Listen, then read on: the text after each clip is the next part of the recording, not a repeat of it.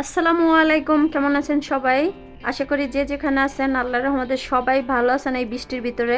আলহামদুলিল্লাহ, আপনাদের দোয়ায় আমিও অনেক ভালো আছি। হাজির হয়ে গেলাম নতুন মজার আরেকটি রেসিপি নিয়ে। আজকের রেসিপি হলো মুড়ি ঘন্ট।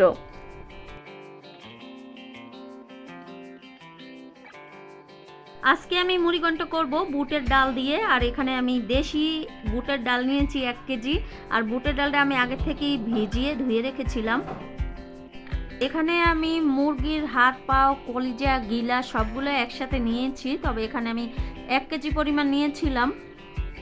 এবারে আমি ধুয়ে রাখা ডাল আমি চুলায় বসিয়ে দিলাম, আর এই ডালগুলোকে আমি একটু হালকাভাবে সিদ্ধ করে নিব।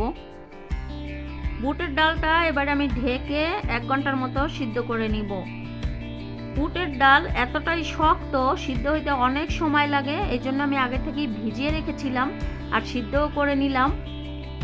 এতে কিন্তু আমার মুড়িঘণ্টটা রান্না করতে একটু তাড়াতাড়ি হবে। আমি একটু নাড়াচাড়া করে দেখলাম বুটের ডালটা সিদ্ধ হয়েছে কিনা। এই যে দেখেন একেবারে সিদ্ধ হয়ে গেছে। এবারে আমি রান্নাটা বসিয়ে দিব। রান্না করার জন্য এখানে আমি 1 কাপ পরিমাণ তেল দিয়ে দিলাম, আর এবারে দিব আমি গরম মশলা। এখানে আমি 6টা এলাচ একটু ছেঁচে নিয়েছি, আর 5 টুকরা দারচিনি, 2টা তেজপাতা আর 3-4টা লং দিয়ে দিলাম। এখানে আমি 1 কাপ তেলের ভিতরে 1 কাপ পরিমাণ পেঁয়াজ কুচি দিয়ে দিলাম। পেস্টটা একটু নাড়াচাড়া করে আমি দিয়ে দিলাম 1 টেবিল চামচ আদা বাটা, 1/2 টেবিল চামচ রসুন বাটা, আর এখানে 1 টেবিল চামচ দিয়ে দিলাম জিরা বাটা, 1 টেবিল চামচ ধনিয়ার গুঁড়া, 1 টেবিল চামচ হলুদের গুঁড়া। এবারে 1 টেবিল চামচ দিয়ে দেব মরিচের গুঁড়া। এখানে আমি যেহেতু অনেকগুলো ডালের মুড়িঘণ্ট একসাথে করব, সেজন্য মশলার মাপগুলো আমি সব একসাথে একইভাবে দিয়েছি। সব মশলাগুলো দিয়ে দিয়েছি। এবারে মশলাগুলো আমি ভালো করে একটু কষিয়ে নিয়েছিলাম। এবারে দিয়ে দিলাম পানি, আর পানি দেওয়ার পরে আমি আরও কিছুক্ষণ কষিয়ে নিব। তবে এর ভিতরে কিন্তু আমি কিছু কাঁচামরিচ দিয়ে দিয়েছিলাম 8-9টার মতো, আর দিয়ে দিলাম আমি লবণ। মশলাটা যত বেশি কষিয়ে নেবেন ততই বেশি মুড়িঘণ্টটা ভালো হবে।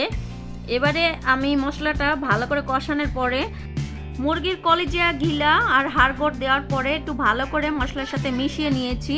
এবারে আমি দিয়ে দিলাম টমেটো। এখানে আমি 4টি মাঝারি সাইজের টমেটো ছোট ছোট করে কেটে আমি এই মুরগির কলিজাগুলোর সঙ্গেই দিয়ে দিলাম। এবারে ভালো করে আমি একটু নেড়ে ছেড়ে নিব, আর এগুলোকে একটু সিদ্ধ করে নিব। মাংসগুলো ভালো করে সিদ্ধ করে নিয়েছি। এবারে সিদ্ধ করা ডালটাও আমি দিয়ে দিলাম, কারণ মুরগির মাংসটা ভালো করে হয়ে গেছে। এর ভিতরে আমি সিদ্ধ করা ডালটা দিয়ে দিলাম। এবারে মুড়িঘণ্টটা খুবই তাড়াতাড়ি হয়ে যাবে। তবে সব নাড়াচাড়া করে এবার পরিমাণ মতো পানি আমি দিয়ে দিলাম। আর পানিটা কিন্তু আপনাদের বুঝে শুনেই দিতে হবে, যেহেতু মুরগিটাও আগে রান্না করে নিয়েছি আর আমি এখানে ডালটাও সিদ্ধ করে নিয়েছি, সেজন্য আমি পানিটা পরিমাণ খুবই কম দিয়েছি। আর আপনাদেরও বুঝে শুনে পানিটা দিতে হবে। বুটের ডালটা যেহেতু আমি আগেই সিদ্ধ করে নিয়েছি, সেই জন্য কিন্তু বেশি পানি দেওয়ার কোনো প্রয়োজন হয়নি।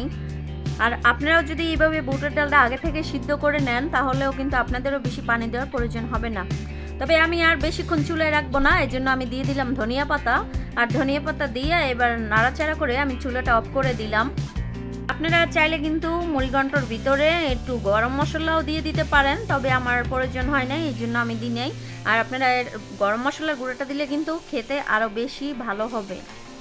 আমি যেভাবে রান্না করেছি এভাবে রান্না করলে কিন্তু খুবই সহজে আপনারা রান্না করতে পারবেন, এবং রান্নাটাও খুবই তাড়াতাড়ি হবে। আপনাদের সময় একবারে বেঁচে যাবে, কোনো সময় নষ্ট হবে না।